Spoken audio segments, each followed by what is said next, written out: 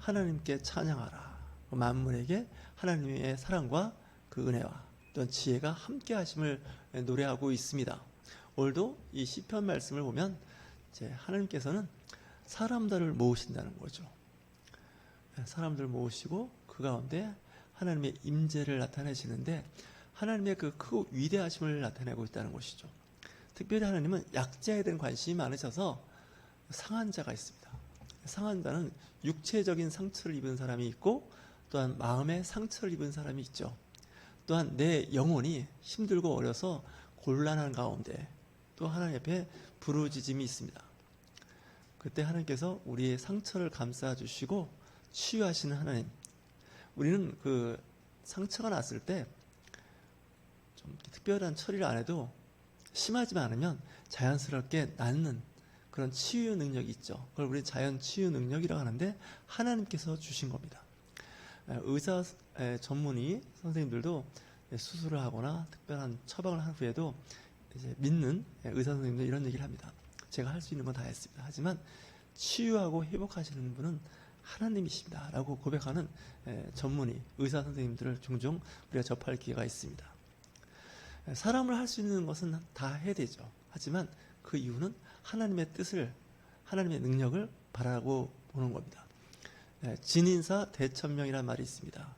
사람으로 할 수 있는 노력, 성실함, 근면함, 진실함으로 나아가고 그리고 하나님의 뜻을 기다린다라고 이야기하는 것이죠. 성경에서 이와 같은 말씀이 많이 나오는데 우리가 어떤 일을 할 때 기획을 합니다.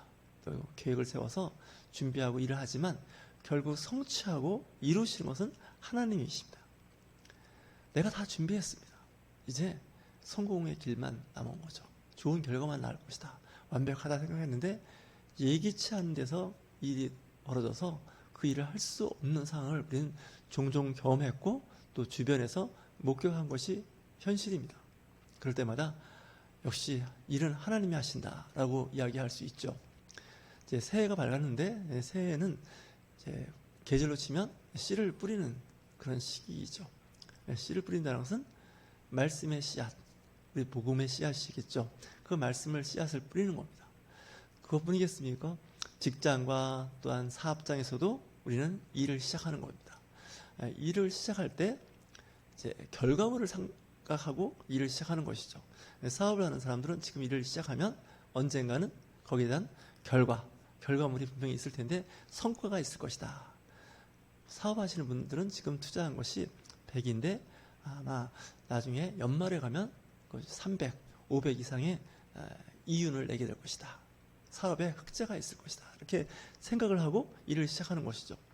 처음부터 일이 안 될 거라고 적자 볼 것이라고 생각하고 일을 하는 사람은 없습니다. 하지만 일을 하는 과정에서 여러 가지 변수가 작용을 하면서 사실 그 일을 이룰 수도 있고 이루지 못할 수도 있습니다. 우리가 어떤 일을 했는데 그 일이 예견한 것과는 달리 국제 정세에 의해서 갑자기 어떤 큰 일이 날 수가 있죠. 우리가 이미 비근한 예로 어느 나라가 전쟁을 한다. 그러면 그 전쟁을 인해서 세계가 경제가 아주 요동을 칠 때가 있습니다. 물론 그 전쟁을 위해서 덕을 보는 요즘 군수품 관련된 그런 사업장들은 오히려 덕을 볼 수 있습니다. 하지만 대부분의 사업장들은 상당히 어려움을 겪게 됩니다. 물가가 폭등하고요. 처음에 예상했던 그 이상의 어떤 그 물건의 보급이라든지 공급이 잘 안 되어서 일을 하지 못하는 상황에도 이르게 됩니다. 그것뿐일까요? 날씨도 마찬가지입니다. 날씨가 좋을 것으로 생각했고 아마도 평년에 그 날씨, 기후가 유지될 것이라고 했는데 그의 유난히 한발, 가뭄이 심했거나 태풍이나 홍수로 인한 자연재해로 인해서 그의 농사를 망칠 수가 있습니다. 곡물이 정말 나중에 종잣도 못 건졌다, 씨앗값도 못 건졌다 할 만큼의 그런 위기를 만날 때가 있습니다. 농부가 이제 씨를 뿌리고 이제 잘 가꿔서 가을에 추수하는 그 기쁨도 정초 1월 달부터 우리는 생각을 하고 기획을 하는 거죠. 이 농작물이 이제 농사꾼의 발자국 소리를 들으며 자란다. 그만큼 자주 가서 돌보고 관심을 가져야 되죠. 사업도 마찬가지입니다. 그 사업을 시작했으면 그 사업에 대한 관심과 돌봄이 있어야 되죠. 앉으나 서나 잠잘 때조차도 그 일에 관심을 가져야 되는 겁니다. 관련된 책 공부도 해야 되고요. 정보도 찾아봐야 되고 전문가들도 만나서 상담도 해야 되고요. 그럼에도 불구하고 천재지변과 같은 그런 환경에서는 속수무책이라고 이야기할 수밖에 없습니다. 최근에 일본에 지진이 있었습니다. 강도 7.6 정도 되는 아주 센 지진이었는데 사람들이 그래도 굉장히 신경을 썼겠죠. 일본은 워낙 지진이 많은 나라이기 때문에 내진 시설로 건물도 짓고 도로도 포장도 했는데 그럼에도 불구하고 집들이 무너지고 40여 명의 사망자가 나왔고요. 아스팔트조차도 보면 여기저기 마치 큰 가뭄때에 논바닥 갈라지듯이 아스팔트가 크게 균열되고 갈라진 것을 우리는 사진에서 보았습니다. 사람이 하는 것이 한계가 있다는 것이죠.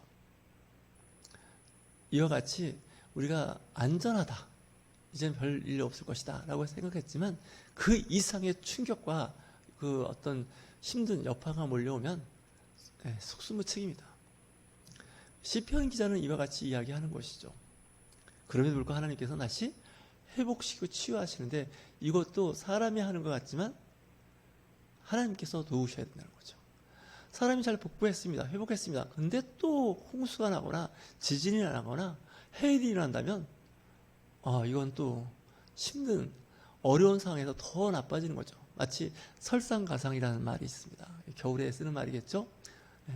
눈이 왔는데 그 후에 다시 얼음이 오는 거예요. 아니겠습니까? 안 좋은 상태에서 더 안 좋은 상태로 갈 수도 있죠. 우리가 주기도문을 외울 때 다만 악에서 구하옵소서, 악에 빠지지 않게 하옵소서 하는 그 말이 왜 필요할까요? 힘들고 어려운 상태에서 더 나쁜 상태로 나빠질 수가 있습니다. 우리 속담에 그런 말 있죠. 죽어라 죽어라 한다는 말이 있습니다. 힘들고 정말 죽을 지경인데 더 힘든 일이 다가오는 거예요. 그래서 우리는 그때 기도하는 거죠. 주여, 주의 그 재난으로부터 우리를 보호하여 주시옵소서. 더 심한 악한 환경에 이르지 않도록 주님께서 우리를 지켜주시고 보호하여 주시옵소서.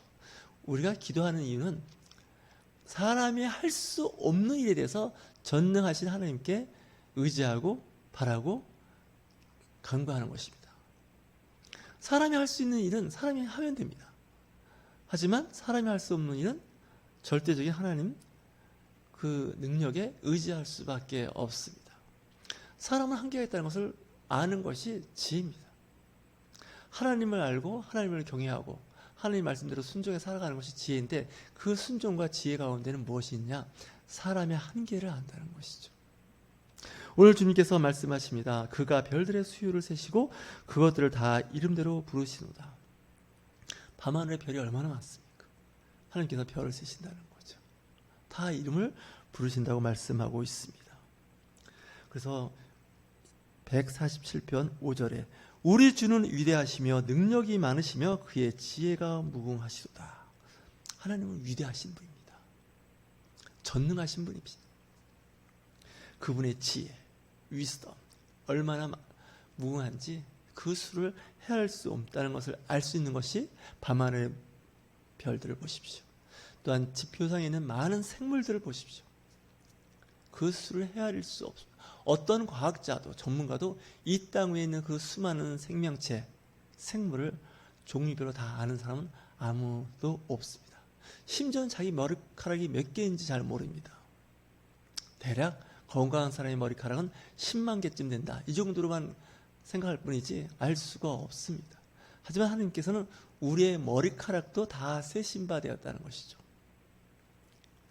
하나님께서는 겸손한 자를 붙드신다라고 말씀하는 건 이 겸손한 자의 뜻은요, 하나님을 알고 내가 하나님 앞에 순종하고 내 자신이 낮아지는 것이 겸손입니다. 세상 사람들 앞에 겸손한 거 이것도 중요하지만 하나님 앞에 겸손한 것은 내 의지와 내 생각을 내려놓고 하나님 말씀에 순종하고 따르는 그 마음이 이미 겸손한 마음이죠. 하나님은 겸손한 자를 찾으신다. 겸손한 자를 세우신다는 것은 하나님의 말씀에 순종하고 따르는 자를 세우시고 사랑하심을 말씀하고 있습니다. 하지만 악인은 땅에 엎드려 트이게 하신다는 거죠. 교만한 자입니다. 하나님을 배척하는 자고 하나님의 존재를 인정하지 않는 자를 악한 자라고 이야기합니다. 우리 이런 말이 있습니다. 천인이 공로할, 이렇게 얘기하죠. 천인이 뭘까요? 하루에는 하나님과 그 천사들이 지금 크게 분노할 죄라는 얘기죠. 그 얘기는 하나님의 그 능력, 하나님의 그 뜻을 아는 자는 절대 그렇게 할 수가 없다는 거죠. 악인들은 하나님을 찾지 않습니다. 악인들은 하나님 앞에 나와서 자기의 기도를 하지 않습니다. 성경에 보면 악마가 기도했다는 얘기는 없어요. 악마가 하는 일은 하나님 앞에서 하는 말이 어떻게 할까요? 그 생명, 그 영혼을 파괴시키는 일을 하죠. 욥기를 보면 마귀가 하나님 앞에서 무슨 얘기를 할까요? 저들이 잘 살고 행복하고 넉넉한 것은 복을 줘서 그렇다는 거죠. 그거 뺏어가면 하나님 경외하지 않을걸요? 이렇게 이야기하는 그 악한 사탄이 있다는 것이죠. 악한 사탄은 사람이 잘 되는 걸 원하지 않습니다. 반대로 하나님은 사람이 잘 되는 걸 원한다는 것이죠. 하나님은 어떤 사람을 좋아할까요? 믿음이 있는 사람입니다. 하나님께 나아간 자는 하나님의 살아계심을 믿는 자입니다. 그리고 그가 상 주는 자이심을 믿는 자입니다.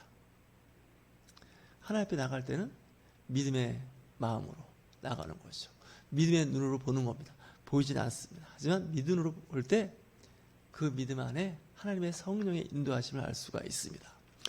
2024년 새해가 밝았습니다. 이때도 마찬가지입니다. 희망을 바라보는 거죠. 긍정적인 말과 긍정적인 마음, 생각을 가지고 앞으로 선한 일, 좋은 일이겠죠? 그 일을 상상해 보는 겁니다. 하지만 악한 사람은, 게으른 사람은 뭐라고 얘기할까요? 올해도 별 수 없어. 잘 일 없을 거야. 나는 왜 안 되지? 이렇게 부정적인 생각을 하는 거죠. 하나님께서는 내 입으로 하는 말을 듣겠다는 거죠. 내가 하는 그 말을 듣고 그대로 행하신다는 거죠. 그래서 우리는 항상 주변 사람한테 뭐라고 이야기할까요? 잘 될 겁니다. 잘하고 계십니다. 좀 더 노력합시다. 좀 더 기다려 봅시다. 분명히 좋은 때가 올 겁니다. 이제 우리 고생한 만큼 했습니다. 이제 좋은 일만 남았습니다. 물론 그것이 그냥 요즘 젊은 사람들이 얘기하는 희망 고문일 수도 있습니다. 그럼 뻔한 얘기 아닙니까? 하지만 그 뻔한 이야기라 할지라도 자꾸 긍정적으로 나가는 자에게 하나님의 성령의 임재하심과 그 능력이 나타나는 것을 성경에서 볼 수 있습니다. 모세가 출애굽해서 가나안 땅에 들어갈 수 있었던 사람들은 긍정의 마음을 갖고 있던 사람이 들어갔습니다. 대표적인 사람이 여호수아와 갈렙입니다. 이 두 사람은 하나님 앞에 믿음의 고백을 합니다. 가나안 땅에는 우리보다 더 힘이 있고 능력 있고 정말 철옹성 같아서 우리가 들어가기 정말 어렵습니다. 그럼에도 불구하고 하나님께서 약속하셨으니 우리는 갈 수 있습니다. 이렇게 고백하는 사람을 하나님은 찾으셨던 거죠. 기뻐하셨던 겁니다. 하지만 대부분의 사람들은 현실 앞에서 무너지고 맙니다. 안 된다는 겁니다. 우린 죽는다는 겁니다. 이런 사람들하고는 일을 할 수 없다는 거죠. 한 예화를 이야기하면 박정희 대통령 시절에 석유 파동이 있었습니다. 그때 이제 오일머니가 중동에 많이 모아졌습니다. 중동이 이제 그 당시 개발 붐이 일어났죠. 돈이 많이 모아지니까 이 돈을 갖고 이 사막을 좀 개발해야겠다 해서 전 세계에 이제 그 개발에 참여할 업체를 알아봤습니다. 박정희 대통령도 마찬가지로 공무원, 관료, 고위직을 보냈습니다. 그런데 2주 만에 와서 한다는 보고 어떨까요? 거기는 공사할 수가 없습니다. 비 안 오는 그 뜨거운 데서 일을 하면 우리 다 일사병에 죽을 뿐만 아니라 물도 없고 그곳은 정말 일할 수 없는 환경입니다. 사막은 정말 버려진 땅이고 정말 안 됩니다. 이렇게 보고를 했는데 비해서 그 당시 현대건설의 정주영 회장은 이야기하죠. 당시 한번 가보라고 했더니 2주 만에 갔다 와서 그 공무원들의 그 보고하고는 반대입니다. 거기는 비가 오지 않기 때문에 1년 12달 공사를 할 수가 있습니다. 생각의 차이죠. 비가 안 오고 뜨거워서 일을 할 수 없다는 말과 비가 안 오니 1년 12달 일을 할 수 있는 곳입니다. 그리고 공사에 필요한 모래가 얼마나 많은지 재료는 걱정 안 해도 됩니다. 이렇게 이제 긍정적인 보고를 하는 거죠. 그래서 우리가 70년대 중동에 많은 기술자를 보냈고 큰 국가의 국익을 우리가 얻을 수 있었던 것은 이 긍정적인 생각을 갖고 있는 한 사람의 생각에 의해서 그렇게 된다는 거죠. 이 교회도 마찬가지입니다. 요즘에 교회 어렵다, 교회 안 된다, 뭐 전도가 어렵다 이렇게 얘기하지만 그럼에도 불구하고 왜 안 됩니까? 이때 더 전도하고 교회를 위해서 그리고 이웃을 위해서 더 할 수 있습니다. 이렇게 고백할 수 있어야죠. 우리는 힘들고 어려면 그냥 주저앉는 거죠. 아, 더 못합니다. 안 됩니다. 이런 얘기를 하는데 그럴 때일수록 그래도 할 수 있는 부분이 있을 겁니다. 한번 해봅시다. 이렇게 긍정의 생각을 하는 것이죠. 왜냐하면 하나님은 위대하시기 때문에 그렇습니다. 전능하시기 때문에 그렇습니다. 그의 지혜는 무궁하기 때문에 그렇습니다. 기도하시면 되는 거죠. 지혜를 주십시오. 그 무궁하신 하나님께서 인생에서 안 주시는 게 아닙니다. 우리가 구하지 않기 때문에 받지 못하는 것이죠. 하나님은 우리를 사랑하시고 독생자 아들까지도 주시는 분이십니다. 여러분들 2023년도는 구해 보십시오.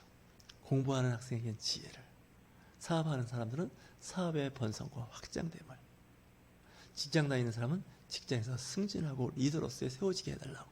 우리 그리스도인들이 세상에서도 잘 되어야 리더로서 세워지고 복음이 전파될 수 있습니다. 그리고 말씀대로 살아낼 수 있는 능력도 생기게 됩니다. 2024년 1월 첫 번째 수요 예배 가운데 성령께서 여러분들을 선하고 복된 길로 인도하여 주심을 주의 이름으로 축원합니다.